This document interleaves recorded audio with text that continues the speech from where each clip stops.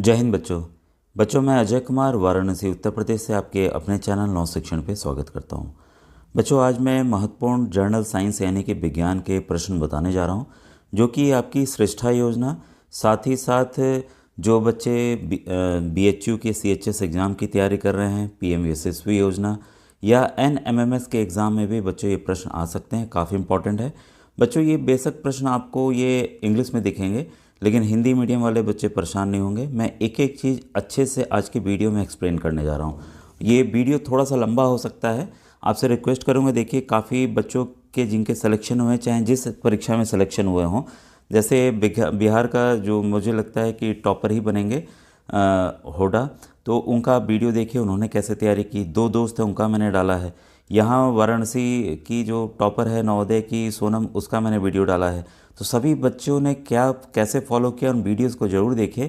इसलिए डाला जाता है, एक तो देखिए आप इन परीक्षाओं के बारे में जानकारी मिलती है, और कैसे गांव के बच्चे, अन्य बच्चे बिना किसी कोचिंग के तैयारी कर रहे हैं, ये भी आप जान सकेंगे। तो इन क्वेश्चंस को आपको ज़रूर नोट डाउन करना बच्चों, एक कॉपी लेकर, ठीक है। और व्हाट्सएप ग्रुप बना हुआ है, तो डिस्क्रिप्शन में आपको बच्चों लिंक मिल जाएगा, ठीक है। तो देखिए, पहला क्वेश्चन आपके सामने है, ये है choose the feasible displacement reaction from the options given below. अगर हिंदी में कहें तो मैं आराम से बोल रहा हूँ, निम्न में से कौन सी विस्थापन अभिक्रिया संभव है, ठीक है। तो किसमें विस्थापन अभिक्रिया यानी कि डिस्प्लेसमेंट रिएक्शन होगा, ठीक है। तो देखिए बच्चों, आप जानते हैं कि विस्थापन अभिक्रिया में एक यौगिक से अधिक प्रतिक्रियाशील धातु से एक कम कम प्रतिक्रियाशील धातु को विस्थापित किया जाता है। मतलब जो ज़्यादा रिएक्टिव होता है, कम रिएक्टिव को डिस्प्लेस कर देता है, ठीक है। तो जिंक जो है, यहाँ पर मैं फॉर्मूला पहले लिख दे रहा हूँ, जिंक प्लस कॉपर सल्फेट, ये पहला वाला रिएक्शन ही लिख रहा हूँ, ठीक है। अब ये देखिए, जिंक यहाँ पर ज़्यादा रिएक्टिव है कॉपर से, ठीक है। तो होगा क्या कि जिंक जो है सल्फेट को अपने पास खींच लेगा, कॉपर को अकेला छोड़ देगा। तो कॉपर को हम अकेला छोड़ दें, ये हो जाएगा आपका जिंक सल्फेट, ठीक है। और ऐसा इसलिए हो पाया, डिस्प्लेसमेंट रिएक्शन वहीं होगा, या जो विस्थापन अभिक्रिया वहीं होगी, जब एक धातु अधिक क्रियाशील होगा दूसरे से, ठीक है। तो यहाँ पर क्या है कि जिंक जो है प्रतिक्रियाशीलता श्रृंखला में कॉपर से ऊपर है। तो रिएक्टिविटी सीरीज़ मैंने काफ़ी बार बताई हुई है, तो उसको आप अन्य वीडियोस में देख लीजिए, क्योंकि अभी काफ़ी प्रश्न हैं जो यहाँ पर मुझे डिस्कस करने हैं, ठीक है। तो यहाँ पर जिंक जो है विलयन में से कॉपर को विस्थापित कर जिंक सल्फेट यौगिक बना देता है। तो एकदम क्लियर हो गया होगा, आप हिंदी मीडियम वाले बच्चों को भी प्रॉब्लम नहीं हो रही होगी, ठीक है। अब ये देखिए, नेक्स्ट क्वेश्चन है आपका, प्लास्टिक कंटेनर्स और boxes are mostly prefer to store food items because this are, ठीक है। तो इसका हिंदी में, भोजन के भंडारण के लिए प्लास्टिक जो पात्र होते हैं और डिब्बे होते हैं को पसंद किया जाता है। इसके पीछे कारण क्या है, ठीक है। तो इसमें बच्चों जो कारण है कि plastic container are non reactive, ठीक है।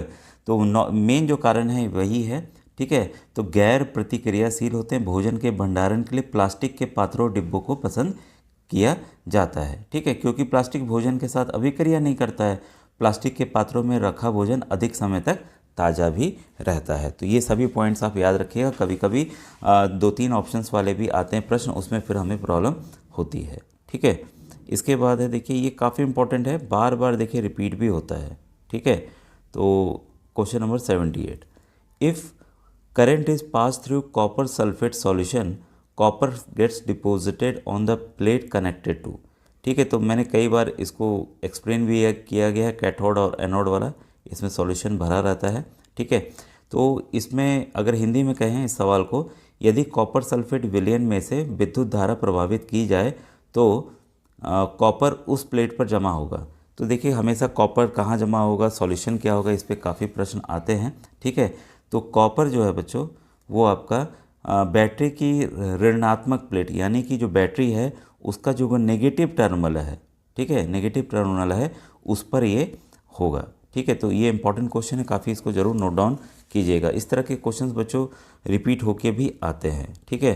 फिर इसके बाद है क्वेश्चन नंबर आपका 79। नेक्स्ट क्वेश्चन आपको दिख रहा होगा, इसरो स्टैंड्स फॉर, काफ़ी बार मैंने बताया भी हुआ है कि फुल फॉर्म भी आपको याद करते चलना है।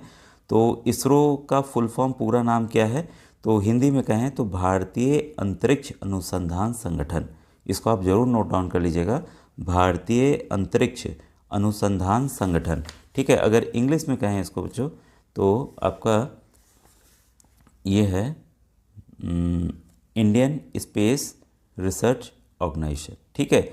और हिंदी में है भारतीय अंतरिक्ष अनुसंधान संगठन। कई बार आता है कि इसरो को कब स्थापित, कब गठन किया गया, तो इसको ज़रूर नोट डाउन कीजिएगा। 15 अगस्त 1969 को स्थापित किया गया था, ठीक है। और विक्रम साराभाई जो हैं वो इसरो के संस्थापक थे। आपको मुझे कमेंट सेक्शन में बताना है कि इसरो का मुख्यालय यानी कि इसका हेडक्वार्टर कहाँ पर है, ठीक है। क्लियर है। अब देखिए क्वेश्चन नंबर 80 आपके सामने है। क्वेश्चन 80 है identify which is not a water pollutant from the following. इसमें है निम्नलिखित में से कौन सा जल प्रदूषक नहीं है, ठीक है।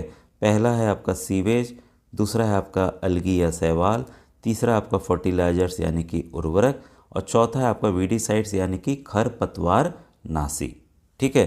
तो आपका क्वेश्चन नंबर, इसका आंसर है बच्चों शैवाल जो है यानी कि अलगी जो है वह जो है जल प्रदूषक नहीं है, बाकी सभी वो प्रदूषक है यानी कि पॉल्यूट वाटर को करते हैं, ठीक है। शैवाल को देखिए मुख्य रूप से जलीय या प्रकाश संश्लेषी और यूकेरियोटिक जीवों में से एक समूह के रूप में परिभाषित किया जाता है, जिसमें पादपों की वास्तविक जड़ों, तनों, पत्तियों और विशेष बहुकोशिकीय प्रजनन संरचनाओं का अभाव होता है। सीवेज, उर्वरक और खरपतवारनाशी जो है वो जल प्रदूषित करते हैं। आप अगर आपको कुछ एग्जाम्पल पता हो खरपतवारनाशी का, वीडीसाइड का, तो आप कमेंट सेक्शन में लिख के बताइएगा बच्चों, इस पे भी प्रश्न जो हैं वो आते हैं, ठीक है। अब देखिए नेक्स्ट क्वेश्चन आपके सामने, क्वेश्चन नंबर 81, ठीक है। क्वेश्चन 81 है हमारा कि which of this gases are responsible for global warming.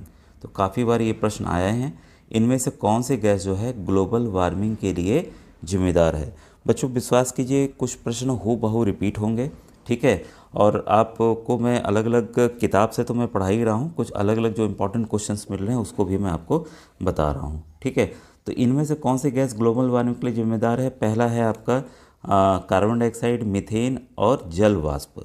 English में आप पढ़ ही रहे हैं यहाँ पर, कार्बन डाइऑक्साइड, सल्फर डाइऑक्साइड और जल वाष्प यानी कि वाटर वेपर, ठीक है। कार्बन मोनोऑक्साइड, कार्बन डाइऑक्साइड और जल वाष्प, ठीक है। फिर है कार्बन डाइऑक्साइड, ओजोन और मीथेन। ये बच्चों ये काफ़ी इंपॉर्टेंट प्रश्न हैं इस तरह के। और इसमें देखिए बच्चों ध्यान रखिएगा कि कार्बन डाइऑक्साइड मीथेन का फॉर्मूला है CH4, इसको अलग नोट कर लीजिए, मीथेन है ये, ठीक है। और जल वाष्प तो भाई H2 ही फॉर्म में रहेगा लेकिन गैसियस फॉर्म में है, ठीक है। तो ये पानी का ही रूप है, ठीक है। ये जो है ग्लोबल वार्मिंग यानी कि वैश्विक तापन के लिए जिम्मेदार है। ग्लोबल वार्मिंग के लिए नाइट्रस ऑक्साइड, ये देखिए इसमें नहीं दिया हुआ है, तो आप नेक्स्ट जो अपकमिंग एग्ज़ाम है उसके लिए आप याद कर सकते हैं, नाइट्रस ऑक्साइड ज़रूर नोट कीजिएगा।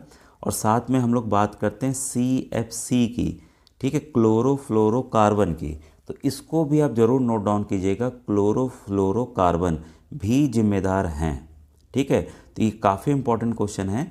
और आपको देखिए इसमें से क्या कर सकते हैं, 4-5 ऑप्शन दे देंगे और उसमें पूछ लेंगे पहला, दूसरा, तीसरा सही है, पहला, चौथा, दूसरा सही है, इस तरह से ऑप्शन। जब तक आप पूरे नाम इस क्वेश्चन के लिए मैंने आंसर बता दिए हैं, इसी में से ऑप्शंस आएंगे आपको, इससे अलग ऑप्शन नहीं आ सकते। ये सभी ग्रीन हाउस गैस हैं, ठीक है।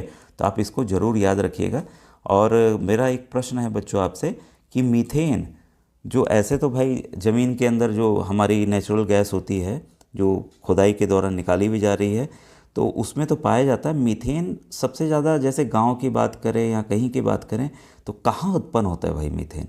अगर आपको इसकी जानकारी हो तो कमेंट सेक्शन में बताइएगा, नहीं तो आप लिखिएगा सर नहीं आ रहा है, तो मैं इसका ज़रूर उत्तर बताऊँगा, ठीक है। तो ये भी काफ़ी इंपॉर्टेंट क्वेश्चन है बच्चों कि मीथेन कहाँ प्रोड्यूस होता है। अगर आज आ सकता है कोई बड़ी बात नहीं है, क्योंकि एप्लीकेशन बेस्ड क्वेश्चन बच्चों इस समय आ रहे हैं, ठीक है। और CFC क्लोरोफ्लोरोकार्बन का इस्तेमाल अब AC, रेफ्रिजरेटर वगैरह में किया जाता था कूलिंग पर्पस के लिए, ठीक है। तो इसको आप ध्यान रखिएगा। तो इन गैसेस जो भी मैंने बताई इनको ग्रीन हाउस गैसेस के रूप में माना जाता है, जो हमारे वातावरण में ऊष्मा को रोकती है। और कैसे रोकती है इसको समझिएगा। ग्लोबल वार्मिंग का, हमारी पृथ्वी है, इसके चारों तरफ एक कंबल नुमा परत है वायुमंडल की हमारी, ठीक है। तो ये क्या करते हैं कि जो वेव्स सन से आ रही हैं, लॉन्ग वेव्स, शॉर्ट वेव्स जा रही हैं, तो इनको सोख लेती, इनको जाने ही नहीं देती है। तो पूरे वातावरण का कहते हैं ना कि पृथ्वी का औसत तापमान बढ़ रहा है, अगर बढ़ गया तो जितनी भी बर्फ़ अंटार्कटिका में और आर्टिका, ये जो आर्टिकल सर्किल है, यहाँ जितनी बर्फ़ जमी हुई है नॉर्थ पोल साउथ पोल पे, पूरी गल जाएगी और जो पृथ्वी का जो भूमि वाला भाग है वो समुद्र में डूब जाएगा। ठीक है, तो ऐसा हमें होने नहीं देना है। ठीक है, इसके बाद देखिए ये काफ़ी इंपॉर्टेंट पॉइंट्स मैंने बताए बच्चों, इसको ज़रूर आप नोट डाउन कर लीजिएगा। ठीक है, देखिए नेक्स्ट प्रश्न है, ब्रेड या इडली का आटा किस कारण फूल जाता है? तो काफ़ी बार हम लोगों ने देखा है कि ब्रेड अगर बनाया जाता है, अगर इडली बनाई जाती है तो वो फूल जाता है। ठीक है, द इडली और bread Dove becomes fluffy because of. ठीक है, तो उसके पीछे कारण क्या है? ठीक है, तो देखिए इसका पीछे कारण है ग्रोथ ऑफ ईस्ट सेल। ठीक है, तो ऑप्शंस मैं बता दूं, ऊष्मा पहला ऑप्शन है। ठीक है, और दूसरा ऑप्शन है पीसना, तीसरा ऑप्शन है ईस्ट कोशिकाओं की वृद्धि, चौथा ऑप्शन है गूंथना। ठीक है, तो जब भी ब्रेड वगैरह होता है ये सब हम कार्य करते हैं। ठीक है, लेकिन जो ऐसे ही देखते होंगे रात भर उसको छोड़ दिया जाता है। ठीक है, कई बार तो अलग से मिलाया भी जाता है, तो वहाँ पर ईस्ट के जो सेल हैं, जो आपके फंगस एक तरह का है, तो वो डेवलप हो जाता है तेज़ी से, इस वजह से ऐसा होता है। तो ईस्ट या खमीर जो है कोशिकाओं की वृद्धि के कारण ब्रेड या इडली का आटा फूल जाता है। ब्रेड और इडली की तैयारी में खमीर का उपयोग एक लेवलिंग एजेंट, याद रखिएगा, इसको याद कर लीजिए, कई बार ये आ जाता है, तो हिंदी में भी लेवलिंग ही नाम है, इंग्लिश में आप इसको नोट डाउन कर लीजिए, हिंदी में भी कर सकते हैं एजेंट। ठीक है, एजेंट के रूप में किया जाता है, जो आटे में शर्करा की अवायवीय किण्वन के माध्यम से, मतलब आपका जो जिसमें हवा नहीं चाहिए होती है, किण्वन के माध्यम से कार्बन डाइऑक्साइड गैस में बदल देता है और CO2 गैस के विमोचन की प्रतिक्रिया के रूप में आटा जो है ऊपर उड़ जाता है, नरम और फुला हुआ होता है। ठीक है, अब आटा है तो इसमें से जब CO2 गैस अंदर से प्रतिक्रिया करके निकलेगी, एक तो हल्का हल्का छेद बन जाएगा, ऊपर से नीचे से अगर प्रेशर देंगे तो भाई उड़ जाएगा कि नहीं उड़ जाएगा, तो आटा आपका एक्चुअल में इस वजह से ये उठता है। तो ये भी काफ़ी इंपॉर्टेंट क्वेश्चन था बच्चों। ठीक है, अब आइए नेक्स्ट क्वेश्चन को देखें। Identify the name of a book carrying information about endangered species from the following. Hindi में कहें तो निम्नलिखित में से लुप्त प्राय प्रजातियों के बारे में जानकारी देने वाली पुस्तक का नाम पहचानिए। पहला ऑप्शन है red data book, record data book, record book या अवलोकन पुस्तिका यानी कि ऑब्जर्वेशन बुक। ठीक है, तो बच्चों इसका आपको आंसर मेरे ख्याल से कई बच्चों को पता होगा, है हमारा रेड डाटा बुक पहला ऑप्शन है। ठीक है, इसके बारे में कुछ और जानकारियाँ आप नोट जरूर कीजिए। रेड डाटा बुक में दुनिया भर की लुप्तप्राय प्रजातियों के बारे में जानकारी होती है। रेड डाटा बुक प्रकृति और प्राकृतिक संसाधनों के संरक्षण के लिए अंतर्राष्ट्रीय संघ, तो अंतर्राष्ट्रीय जो संघ है उसको ज़रूर याद कीजिए, क्योंकि आ सकता है रेड डाटा बुक किस संस्था से जुड़ा हुआ है। तो ठीक है, IUCN है। ठीक है, तो ये अंतर्राष्ट्रीय संघ है, संरक्षण के लिए द्वारा स्थापित दस्तावेज है, जिसमें संरक्षण के उद्देश्य के लिए पौधों, जानवरों और कवक, ध्यान रखिएगा, पौधों, जानवरों और कवक की दुर्लभ और लुप्त प्राय प्रजातियों और राज्य या देश के भीतर मौजूद कुछ स्थानीय प्रजातियों की सूची शामिल होती है। तो इसमें क्या शामिल होती है आपने ज़रूर इसको नोट डाउन कर लीजिएगा, फिर से बैक वीडियो में जाकर इसको ज़रूर आप नोट डाउन कीजिए बच्चों। ठीक है, नेक्स्ट क्वेश्चन है, सिंचाई के परंपरागत तरीकों को पहचानिए। Identify the traditional methods of irrigation. Chain pump, lever system, sprinkler system या ड्रिप। देखिए मैं इसी तरह के प्रश्नों की बात कर रहा था कि अगर आप जो उसमें बात कर रहा था कि जो ग्लोबल वार्मिंग बारे में, तो ये 2-3 ऑप्शंस में इस तरह से आ सकते हैं। जब आपको एग्जैक्ट पता होगा तभी आप कर पाएंगे, नहीं तो ये प्रश्न गलत अक्सर हो जाते हैं। ठीक है, तो इसमें आपका चेन पंप हो गया पहला, दूसरा हो गया आपका लीवर सिस्टम, तीसरा स्प्रिंकलर सिस्टम और चौथा आपका ड्रिप सिस्टम। स्प्रिंकलर मतलब फव्वारा प्रणाली और ड्रिप हो गया जिसमें बूंद बूंद करके पानी दिया जाता है। ठीक है, तो ट्रेडिशनल मतलब जो पुराना जो तरीका था जो अब इस्तेमाल नहीं करते हैं, तो ये मेरे ख्याल से बहुत कठिन नहीं होगा आपके लिए। तो ये है हमारा बी ऑप्शन, यानी कि चेन पंप और लीवर सिस्टम। ठीक है, चेन पंप और लीवर सिस्टम सिंचाई सिस्टम जो है सिंचाई के पारंपरिक तरीके हैं। सिंचाई वह प्रक्रिया आप जानते हैं कि कृषि में अंतराल पे पानी देना होता है, नहीं तो पौधे सूख जाते हैं। ठीक है, तो इसमें सिंचाई के पारंपरिक तरीकों में देखिए खंदन, इसको भी नोट डाउन अलग से कर लीजिएगा, खंदन भी आता है, ऑप्शन आ सकता है। चेन पंप हो गया, ढेकली भी आता है।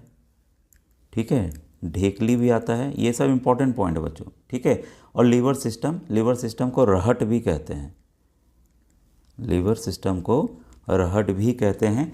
इसको आप जरूर नोट डाउन कीजिएगा। ठीक है, और आधुनिक में आपको पता ही है, फव्वारा हो गया, बूंद बूंद प्रणाली हो गई, तो आधुनिक वाला स्प्रिंकलर सिस्टम और ड्रिप, तो ये दोनों आप जरूर याद कर लीजिएगा बच्चों। ठीक है, अब आइए नेक्स्ट क्वेश्चन को देखें। नेक्स्ट क्वेश्चन है, निम्नलिखित में से पंचमढ़ी जीवमंडल आरक्षित क्षेत्र में से स्थित राष्ट्रीय उद्यान का नाम बताइए। ठीक है, तो ये देखिए जीके बेस भी हो गया और हमारे बुक से भी रिलेटेड है। तो यहाँ पर हमें बताना था कि नेम और national park situated in Pachmarhi biosphere reserve from the following: Satpura national park, Bori national park, Jim Corbett national park या तावा नेशनल पार्क। ठीक है, तो ये क्वेश्चन काफ़ी इंपॉर्टेंट है बच्चों, और ये कई एग्ज़ाम्स में ये रिपीट भी हुआ है। ठीक है, तो सतपुड़ा हो गया, बाकी सब हिंदी में ही है, राष्ट्रीय उद्यान बस हो जाएगा। ठीक है, नेशनल पार्क आपका राष्ट्रीय उद्यान हो जाएगा, तो उसमें अंतर नहीं इंग्लिश हिंदी में। तो इसका जो सही आंसर है बच्चों वो है सतपुड़ा नेशनल पार्क। ठीक है, तो सतपुड़ा राष्ट्रीय उद्यान जो है पंचमढ़ी जीवमंडल आरक्षित क्षेत्र में स्थित है। ठीक है, और इसे सतपुड़ा टाइगर रिजर्व के रूप में भी जाना जाता है, क्योंकि यहाँ टाइगर के लिए स्पेशली बनाया गया है। मध्य प्रदेश के नर्मदापुरम जिले में स्थित ये है पंचमढ़ी जीवमंडल आरक्षित क्षेत्र में। और इसके अंदर देखिए 3 शामिल हैं, ध्यान दीजिएगा, ये वेरी इंपॉर्टेंट है, इसको आप अलग से नोट कीजिए क्योंकि कन्फ्यूज़न इसी में होता है। जो पंचमढ़ी जीवमंडल आरक्षित क्षेत्र है, पंचमढ़ी जो बायोस्फीयर रिजर्व बच्चों बहुत बड़ा होता है। ठीक है, इसके अंदर ही कई चीज़ें हैं। बोरी आपका अभ्यारण्य है। ठीक है, बोरी अभ्यारण्य, जो ये बोरी वाला है वही बोरी अभ्यारण्य है। ठीक है, और इसके बाद आपका सतपुड़ा राष्ट्रीय उद्यान है और पंचमढ़ी अभ्यारण्य भी है। ठीक है, तो ये तीनों का आप जरूर नोट कर लीजिएगा, एक सतपुड़ा, ठीक है, और बोरी मैंने बता ही दिया, और पंचमढ़ी के ही नाम से है पंचमढ़ी अभ्यारण्य। ठीक है, तो ये काफ़ी इंपॉर्टेंट क्वेश्चन था बच्चों ये वाला। ठीक है, नेक्स्ट क्वेश्चन आइए देखें। अंकुश, मैं हिंदी में बताऊंगा, परेशान नहीं होंगे, इंग्लिश वाले अच्छे बच्चे पढ़ लें, मैं हिंदी में ही बोल दूं। बल्कि अंकुश ने अभी अभी अपनी किशोरावस्था में प्रवेश किया है। वह जानना चाहता है कि स्वस्थ रहने के लिए क्या खाना चाहिए। सेहतमंद और स्वस्थ रहने के लिए उसे निम्नलिखित में से किस भोजन के समूह का सेवन करना चाहिए। ठीक है, तो इसमें अगर हम देखते हैं ऑप्शन, तो इसमें मिल्क, राइस, दाल, लीफी वेजिटेबल्स, ये सबसे सही लग रहा है, क्योंकि देखिए इसमें बर्गर हो गया, फ्राइड मतलब छना हुआ हो गया, चिप्स हो गया, ये सभी चीज़ें नुकसान करेंगी। ठीक है, तो इसमें दूध, चावल, दाल, पत्तेदार सब्जियां आदि किशोरों के भोजन के लिए अच्छे स्रोत हैं। इसमें किशोरावस्था के उचित वृद्धि के लिए आवश्यक कार्बोहाइड्रेट, प्रोटीन, वसा, खनिज और विटामिन होते हैं। चिप्स, बर्गर और तले हुए जो स्नैक्स हैं वो जंक फूड में आते हैं, आपको पता ही है, ये हमारे स्वास्थ्य के लिए अच्छे नहीं हैं। ठीक है, अब इसके बाद जो इम्पोर्टेंट प्रश्न है, क्वेश्चन नंबर, आज का बच्चों वीडियो कैसा लगा, ऐसा आपको चाहिए तो ज़रूर बताइएगा, मैं और आपको अच्छे अच्छे क्वेश्चंस लेके आऊँगा। At puberty which hormone is secreted by ovaries. फिर है यौन आरंभ में के समय अंडाशय से कौन सा हार्मोन स्रावित होता है। ठीक है, पहला है आपका एस्ट्रोजन, फिर है आपका वृद्धि हार्मोन, तीसरा है टेस्टोस्टेरोन और चौथा है इंसुलिन। ठीक है, तो ये सभी मतलब हिंदी में भी वैसे ही कहेंगे, तो ये है बच्चों एस्ट्रोजन, पहला ऑप्शन इसका सही है। यौन आरंभ के समय अंडाशय जो द्वारा एस्ट्रोजन हार्मोन स्रावित होता है, यह एक स्टेरॉयड हार्मोन है। एस्ट्रोजन मादा जनन तंत्र की वृद्धि, विकास और कायिकी के साथ साथ गौड़ लैंगिक लक्षणों के विकास को भी नियंत्रित करता है, तो एस्ट्रोजन का बहुत बड़ा महत्वपूर्ण रोल है। ठीक है, फिर नेक्स्ट क्वेश्चन है आपके सामने, मेढक में कायंत्रण इस हार्मोन द्वारा नियंत्रित होता है। काफ़ी बार आता है कि Metamorphosis in frog is controlled by this hormone. तो एक बच्चों एलिमेंट भी चाहिए होता है, एक धातु भी चाहिए होता है इसके लिए, वो कौन सा है जरा ये कमेंट सेक्शन में आप लिखकर बताइएगा। तो पहला इंसुलिन है, दूसरा थायरोक्सिन है, एस्ट्रोजन है और एड्रेनलिन है। ठीक है, तो सभी ऑप्शंस आपने देख लिए हैं। और इसमें बच्चों देखिए मेढक का, मैंने काफ़ी बार ये प्रश्न रिपीटेड भी है, मेढक का कायंत्रण जो है थायरोक्सिन हार्मोन द्वारा नियंत्रित होता है। एक टैडपोल लार्वा के एक वयस्क मेढक में विकसित होने की प्रक्रिया को कायंत्रण कहा जाता है। मेढकों में थायराइड ग्रंथि आयोडीन युक्त थायरोक्सिन हार्मोन का स्राव करती है जो कायंत्रण के लिए आवश्यक है। ठीक है, तो बच्चों ये वीडियो काफ़ी समय भी हो गया और भी इम्पोर्टेंट क्वेश्चंस बचे हुए हैं। अगर आप कहेंगे तो नेक्स्ट वीडियो में इसको मैं कंटिन्यू जरूर करूँगा बच्चों। ठीक है, थैंक यू।